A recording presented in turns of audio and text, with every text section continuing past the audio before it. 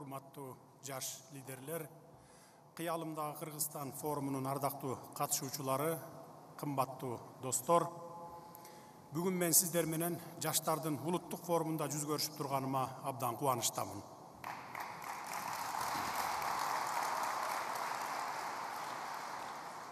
Бул улуттук форум силер үчүн жооптуу мамлекеттик органдар менен биргеликте жаштардын жашоо турмушуна тиешелүү маселелердин кеңири чөйрөсүн талкуулоого куп ылайык аянтча деп эсептесек болот. Дээрлик 3 жыл мурун 2021 жылдын январь айында президенттикке талапкер катары чыкканымда алгачкы Кыялымдагы Кыргызстан форумунун демилгечиси болуп жаштар менен жолугушканмын. Ал форумдан бери биз жетишкен натыйжалардын баарына токтолуп олтурбайын. Эң негизги жетишкендик катары саясий коррупциядан арылууга токтолгум келип турат. Эсиңиздерде болсо керек, шайлоо учурунда мен элибизге коррупция менен аеосуз күрөш баштоого убада берген элем. Биз 1 жылда кумтөрдү кайтарып алдык. Бюджеттин киреше бөлүгүн дээрлик 2,5 эсеге көбөйттүк. Ар бир жарандын чөнтөгүнө кол салып, бажы системасын ээлеп, салыктын көбүн сүлүк курттай соргон мафияны жок кыла алдык. Мен мамлекет башчысы болуп шайланганда бул мафия бардыгы мурдагыдай кала берет, ал тургай мурдагыдан да көбүрөөк ынтаа менен өлкөнү тоной беребиз деген ишеничте болушкан. Биздин либералдардын көбү, шаардык жаштар жана эл аралык коомчулуктун көпчүлүгү да мафияны жеңе алышпайт деп ойлошкон. Бизге карапайым эл гана ишенди жана колдоду. Алардын ишенимине, үмүтүнө албетте суу сепкен жокпуз, аларды уят кылган жокпуз. Мен эл үчүн иштешим керек деп саясатка келген күнү эле чечкемин. Мамлекетти тоногондор менен менин жолум бир эмес. Мен көп нерсени кечире алам. Бирок элибиздин байлыгын жана келечегин уурдагандарды эч качан кечире албаймын.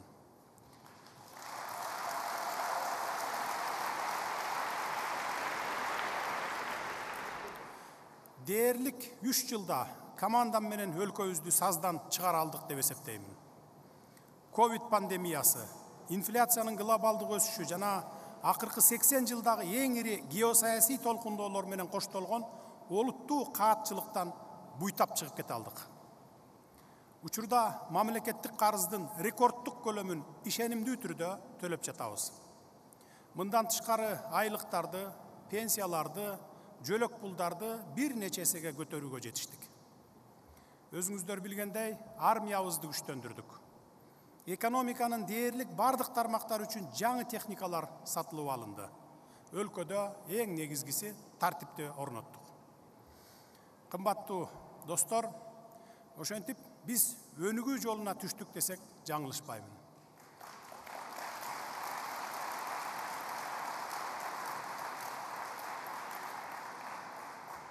Албетте бул башталышы гана, алдыда дагы далай жасай турган иштерибиз арбын. Азыр мен үчүн эң негизги маселе жаңы жумуш орундарын түзүү жана арзан турак жайларды куруу. Кыргызстандын жаштарын эң көп түйшөлткөн маселелер дагы мына ушул маселелер. Ушул жерден урматтуу жаштар, мен сиздерге толук маалымат бере кетейин. Бул жаштар үчүн эле эмес, бүтүндөй бардык биздин Кыргызстан жарандар үчүн абдан маанилүү маселе. Мага чейин бир иним айтып кетти ипотека боюнча деп. Мен бийликке келгенде ушу ипотекалык компаниянын саясатын 100%га өзгөрттүк. Багытын таптакыр башка кылдык. Мен келгенде бул ипотекалык компания деп банк сыяктуу эле болуп калган компания экен. Банктан кредит алып, анан 14% менен ипотека аласың, 30%ын алдын ала төлөйсүң деген.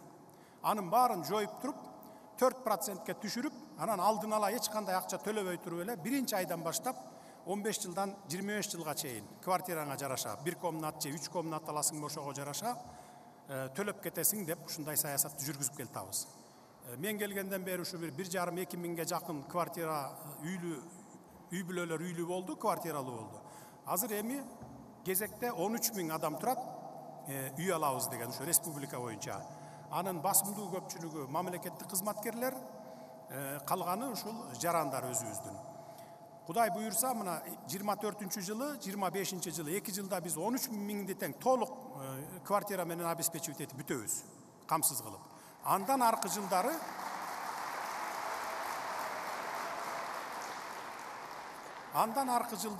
30 жылдарга чейин биз ар бир жараныбызга, мейли жаштарбы, мигрантпы, базарда отурабы, ипотекалык үйлөрдү бере баштайбыз.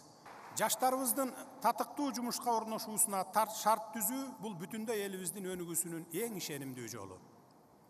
Майда чүйдөсүнө чейин токтолбой эле коеюн, бирок көп жылдар бою сүйлөшүүлөр жүргүзүлүп келген, ондогон жаңы өндүрүштөр ачыла баштаарын жакын арада көрөсүздөр.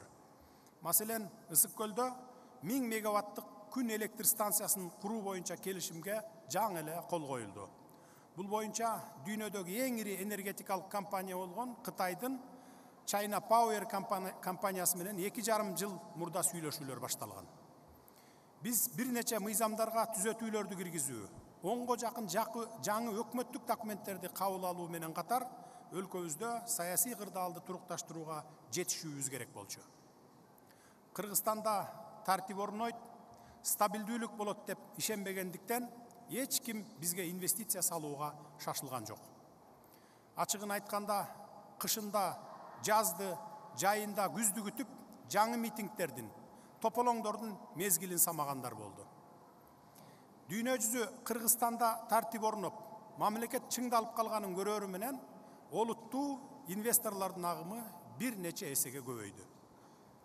Жыйынтыгында Торайгыр айылында узундугу 20 чакырым, туурасы 10 чакырымды түзгөн 20 000 гектардан ашык аянтка кубаттуулугу 1 гигаватт саат электр энергиясына ылайыкташкан күн батареясынын фермасы курулат.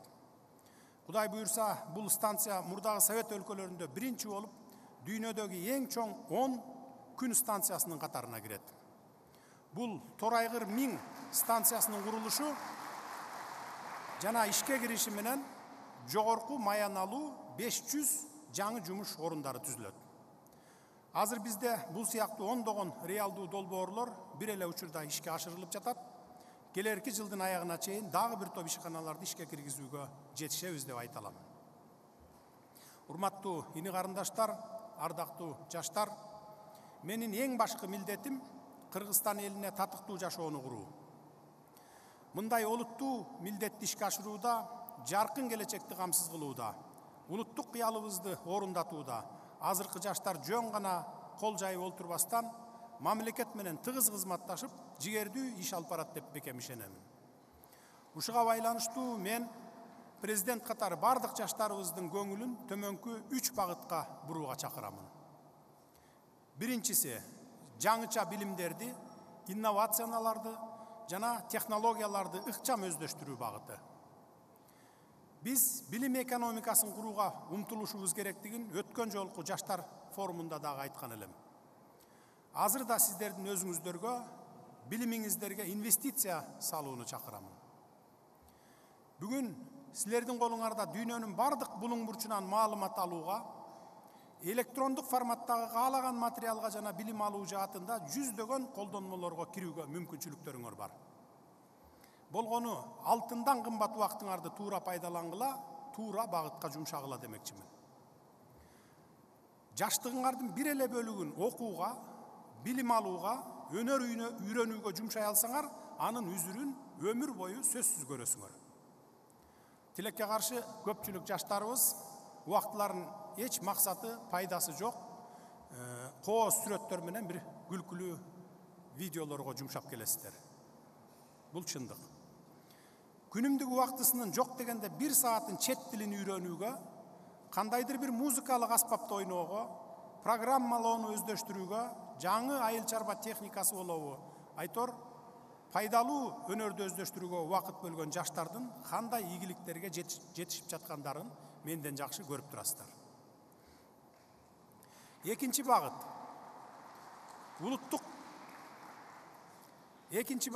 Улуттук биримдигибизди жана ынтымагыбызды чыңдоо багыты. Биз аймагына, улутуна, социалдык абалына карап бөлүнбөшүбүз керек.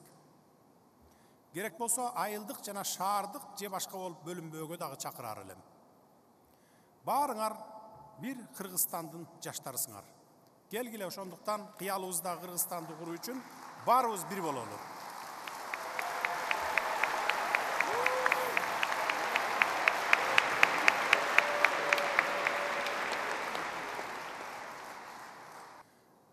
Өлкөбүздө агрессия жана ырайымсыздык үчүн эч кандай актоо жок жана болушу да мүмкүн эмес.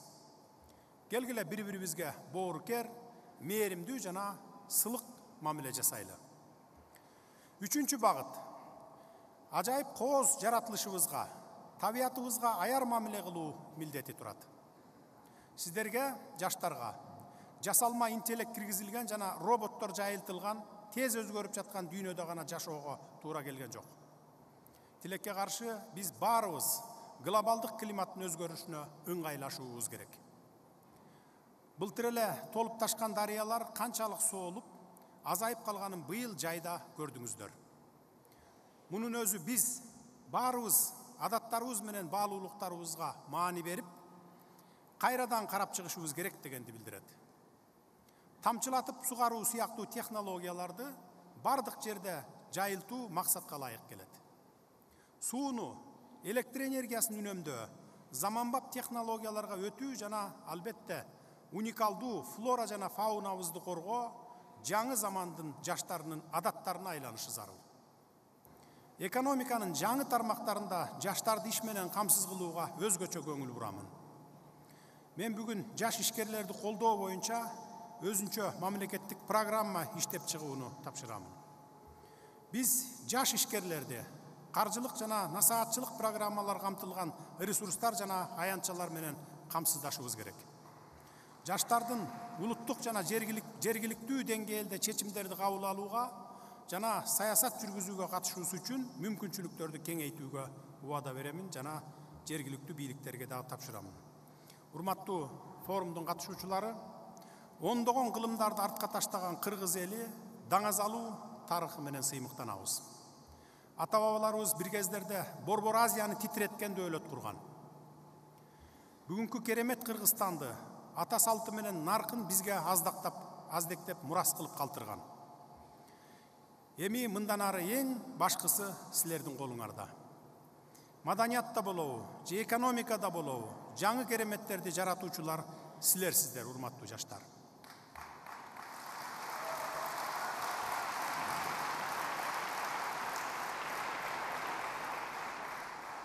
Бүгүн биздин алдыбызда маанилүү милдеттер турат. Мамлекетибиздин өнүгүшүнө жаштар силер чоң салым кошуп келесиңер, эртеңки күнү дагы зор салым кошоруңарга мен бекем ишенемин. Мына ошондуктан жоопкерчилик алган жаркын келечек куруучулар дал ушул жаштар деп баса белгилеп айтаар элем. Биз Кыргызстандын жаштары менен сыймыктанабыз албетте. Учурда жаштарыбыз кайсы иш менен алектенбесин, ар бири өлкө экономикасынын көтөрүлүшүнө, элибиздин өсүп өнүшүнө чын ниети менен салым кошууга далалат кылып жатканын жакшы көрүп турабыз. Себеби биздин жаштарыбыз өз өлкөсүнүн чыныгы атуулуу, чыныгы мекенчилдери. Кыргызстан жаштарынын күч кубаты, дарамети бизди өркүндөп өсүшүбүздүн ачкычы. Биз силерге, кымбаттуу Кыргызстандын жаштары, өлкөбүздүн келечеги гана эмес, бүгүнкүсү катары дагы чоң ишеним артабыз. Жашасын Кыргызстандын жаштары, жашасын көп этностуу Кыргызстан калкы, жашасын Кыргызстандын жаңычыл мууну. Көңүл бурганыңыздарга рахмат.